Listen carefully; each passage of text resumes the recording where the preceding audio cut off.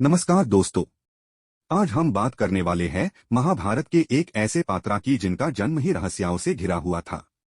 जी हाँ, हम बात कर रहे हैं राजा धृतराष्ट्र की, जो जन्म से अंधे थे और जिनके पुत्र बने कौरवों के जनक।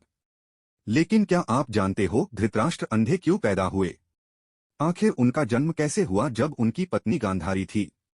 चलो आज इस पूरी कहानी को धार्मिक और आध्यात्मिक रूप में समझते हैं। हस्तिनापुर के राजा शांतनु के दो पुत्र थे, भीष्मा और विचित्रवीर्य।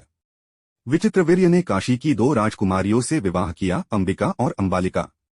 लेकिन कुछ समय बाद ही राजा विचित्रवीर्य बिना संतान के मर गए। राज्य अनाथ हो गया और वंश रुक गया। तब रानी सत्यवती, जो शांतनु की पत्नी थी, ने अपने मन में संकल्प लिया, मुझे अपने वंश को आगे बढ़ाना ही होगा। लेकिन राजा तो चले गए थे, तो अब उनके पुत्रों का जन्म कैसे होगा? तब सत्यवती को याद आया अपना एक पुराना रहस्य।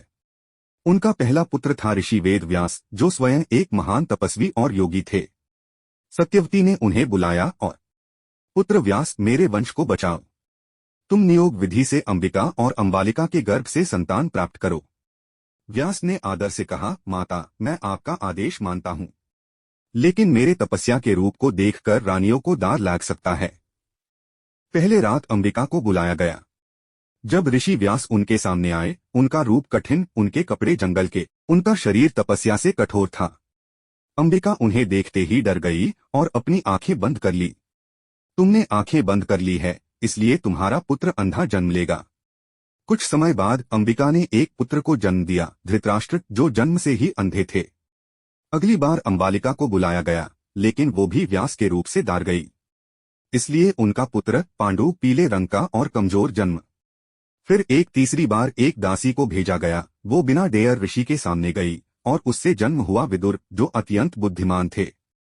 धृतराष्ट्र बेड हुए और राजगद्दी के लायक थे, लेकिन उनकी अंधता के कारण उन्हें राज्य नहीं मिला।